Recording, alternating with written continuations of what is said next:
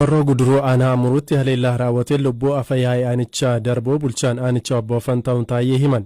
Haleellaa qaama hidhateen raawwateen humnootni nageenyaa mootummaas ajjeefamuu miidiyaa hawaasaa irratti odeeffamaa ture. Dhimma kana garuu qulqulleessuuf yaalii goone hin milkoofne. Dhimma kana kan gaafanne obbo Fantaa'uun quba hin qabu jedhanii taatee aanaa isaaniitti raawwate garuu akkasiin BBC'tti himaniiru. Guban qabu isa qaamuma dhimmi ilaaluurraa fudhadhu malee ani kanarratti amma kanaa ta'eera waan hin beeku hin qabu. Afayaa'iin aanaa keessanii obbo Dachaasaa Olaanaa jedhaman akka ajjeefaman gabaasaaleen miidiyaa hawaasaa irra deeman tokko ni argisiisu. Odeeffannoo kanuu ni qabdu isaan nama akkamiiti? Hooggansa aanaa keenyaa sirriidha garuu immoo qaama kaamiin akka miidhame ganaa qulqulleeffachaa jirra nuti eenyu akka miidhe qulqulleeffachaa jirra finxaaleeyyiinis jira shanee abaaboo shaneenis mandara keessa dhokatee socho'aa jira kun immoo hooggansa rakkoo uumaa darbee rakkoon akkasii jira kanarraa alaa qaamni kun amma kanaa miidhame qaamni kun amma kanaa ta'e kan jedhu gabaasa isaa waan hin qabu. Tole kan obbo Dachaasaa miidhaa yoom akka irra ga'e ni beektu guyyaasaa? Guyyaan miidhame kaleessa awwaalamni kanarraa alaa qaama kanatu kana godhee kan jennu ragaa qabatamaa ta'e waan qabnu miidhamuu duwwaa malee. Qorachaa jirra. Tole afayyaa'ii aanaa moo kan magaala keessaniiti? Afayyaa'ii aanaadha kan qorachaa jirra dhimmicha qorachaa jirra eenyuun akka miidhame hojii uummataatu hojjechaa jiraniiti isaan waltajjii uummataatu geggeessaa jiraniiti waan ta'eef dhimmicha qorachaa jirra maaliin akka ta'e eenyu akka godhe wanti qoratamee adda ba'e hin jiru. Namni biraa isaan faana miidhameeroo tarii jira? Lakki hin jiru. Akkami haalli nageenya aanaa keessanii amma tasgabbii ni qaba waliigalatti amma maalirra jira haalli nageenya uummataa? Haalli nageenyaa nuti amma sadarkaa yaaddessaa irra kan ga'e hin jiru yeroo ammaa kana uummanni tasgabbaa'ee dhimma isaa dhimmeeffachaa jira garuu immoo sodaan adda addaa hin jira inni kun immoo keessaas alaas yaaddoon darbee warri dhimma isaanii dhuunfaa hojii dhuunfaa isaaniitiif faayidaa dhuunfaa isaaniitiif warri itti fayyadamuudhaaf wanni ta'an jiru kanaaf uummanni yeroo kana humni nagaa keenya booressu hin barbaachisu jedhee duula geggeessaa jira jechuudha of keessaa saaxilee kennaa jiran. Finxaaleeyyiin Amaaraa daangaa ce'uun uummata nagaa irratti darbanii haleellaa akka gaggeessan himamaa ture. Isin gara daangaatti dhiyoo jirtu kanaan duras himanni akkasii karaa aanaa keessaniin dhaga'amaa ture uummata irraati.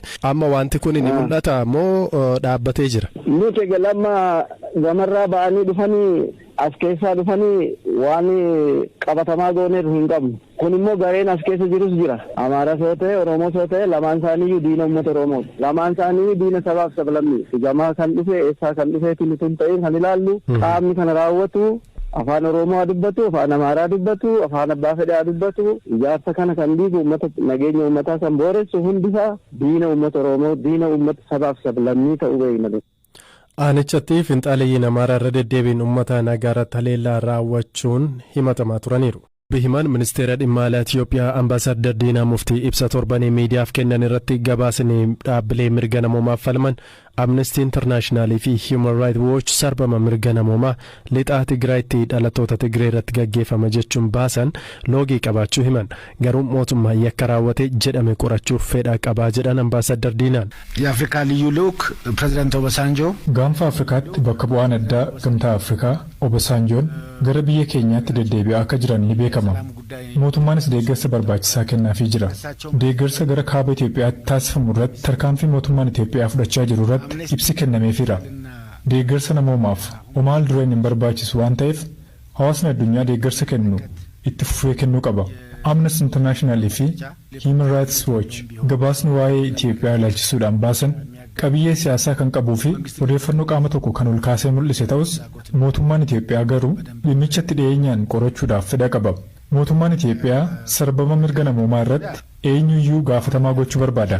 Garuu gabaasichi dhimma daangaa kaasuudhaan milishaa baluu waan jedhuuf kun sirrii miti. Kun walabummaa biyyaati. Gabaasichi qaama tokko akka waan maqaa xureessuus of keessaa qaba. ሪፖርቱ የተወሰነን ወገን የማንቋሸሽ ቶንም አለው።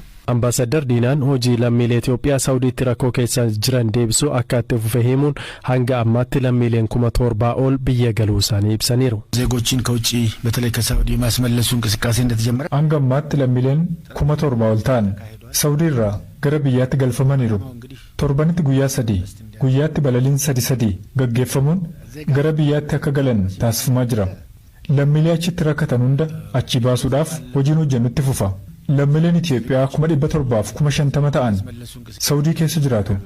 Isaan keessaa gara 450,050 kan ta'an seeraan ala biyyicha galuudhaan kan jiraachaa jiranidha.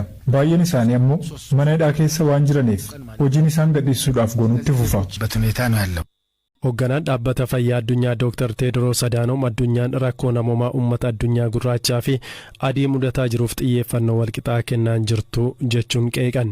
Kanaan dura mootummaan Itiyoophiyaa TPLF fi looga jechuun Dr. Teediroos akka hooggansa isaaniirraa ka'aniitiif dhiibbaa gochaa turuun isaanii ni yaadatama.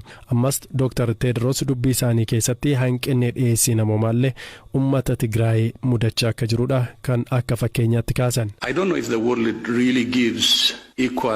Addunyaan lubbuu nama gurraachaa fi adiif xiyyeeffannoo qixxee kennaa akka jiru hin beeku. Xiyyeeffannoon Yukireeniif kennamu baay'ee barbaachisaa akka ta'ee fi addunyaa mara akka ilaallatu dubbanneerra. Deeggarsi Yukireeniif kennamaa jiru garuu coobni isaayyuu Tigraay, Yemen, Afgaanistaanii fi Sooriyaaf illee kennamaa hin jiru. Dhimma kana irratti dhugaa dubbachuuf naaf mala. Addunyaan sanyii namaa qixxeetti ilaalaa hin jiru. Kaan isa kaan irra ni caalchisa. Kana yeroon dubbadhu na dhukkuba. Sababni isaas argaa waan jiruufi. Amanuuf nama rakkisa garuu waanuma ta'aa jirudha. Addunyaan dhala namaa mara ija qixxeetiin ilaalutti deebi'ee jedhe na bidadha. Waan Itoophiyaa keessatti ta'aa jiru gaddisiisaadha. Namoonni jiraa gubachaa jiru. Kun xiyyeeffannoo miidiyaa waan argatin itti hin fakkaatu. Namoonni akkanatti kan ajjeefaman sababa saba isaaniitiin qofaadha. Yakka tokko malee jechuudha. Lubbuu nama maraaf xiyyeeffannoo kennuu qabna. Konkolaattotni gargaarsa namoomaa fe'an 47 fi konkolaattotni boba'aa fe'an 3 gara Tigraay qajeelaa akka jiran dhaabbanni biyyoota gamtoomanii UN hime. Gargaarsi namoomaa kun erga torban 3 dura mootummaa fi finciltootni Tigraay gargaarsa namoomaaf jecha walii galtee lola dhaabuu labsanii as gargaarsa marsaa lammataan seenaa jirudha. Haa ta'u malee Dr. Teediroos haasaa isaaniin gargaarsi namoomaa gahaan naannoo Tigraay qaqqabaa akka hin jirree fi namoonni beelaa akka jiran dubbataniiru. Battala kana dubbachaa jirutti namoonni beelaan du'aa jiru. Nyaata gatii hin qabneef du'aa jiru. Wallaayyoo miti. Humnoonni Itoophiyaa fi Eertiraa gargaarsa yeroo dheeraaf akka hin galle gochuun kun seenaa ammayyaa keessatti kan jalqabaadha. Fedhii qajeeltootu jiraatee guyyaatti konkolaataan 100 gara Tigraay seenuu qaba ture. Sababa rakkoo nageenyaan deeggarsa galchuun hin danda'amne waan jedhu amanuu nama rakkisa. Iddoowwan lolli jirutti deeggarsa ergaa jirra. Kanaaf lolli jiraachuun gargaarsa erguu dhaabuuf sababa ta'uu hin danda'u. Gargaarsi namoomaa yeroo hundatti qaqqabuu qaba. Qorichaa fi nyaati yeroo kamiyyuu qaqqabuuf kennamuutu irra jiraata. Kun yeroo hundaa qajeelfama ta'uu qaba. Namoonni qoricha dura nyaata barbaadu. Lubbuu turfachuuf nyaata barbaadu. Qoricha barbaaduun isaanii waan hin hafne ta'us jechuudha. Kanaaf lameen kunneen waan adda ba'an miti. Takka takka nyaatni qorichadha. Namoonni otoo qoricha qabanii beela'uu malu. Dargaggoo Biqilaa Yohaannis maashina albuuda warqee baasuuf tajaajilu hojjeteen miidiyaalee hawaasummaa irratti tibba darbee dinqisiifannaa argatee ture. Dargaggoo Biqilaa Yohaannis magaalaa Buraayyuutti qe'ee kireeffatee hojii isaa keessatti hojjetutti argamuun BBC'n hojii kalaqasaa kanarratti dubbiseera. Biqilaan attamiin as gahee afaanuma isaarraati haa dhageenya.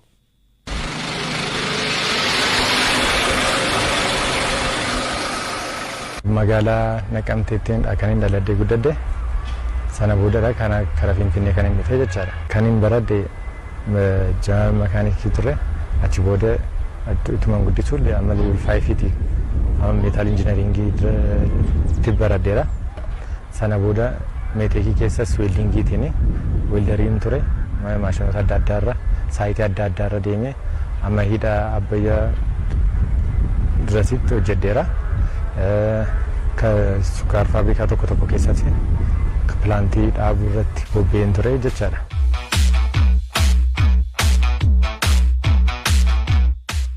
Egaan hojii qacarrii keessaa ba'ee hojii karaa kootti galeetii booda hiriyaayeen koo tokko kan asoosaa jiraatu lafa warqee fudhatee dhufee akkas warqee lafaan qotu argadheera garuu waan maashinarii ittiin hojjennu alaatii galaa waan akkasiitii asitti hojjechamuu hin danda'a kan jedhu na gaafate. Kun gaa waggaa 2 dura jechaadha. Isaa wajjin haasofnee maateeriyaalii tokko binnee gibbii keessatti elektiroomeelii hojjechuuf dandeenyeerra jechaadha.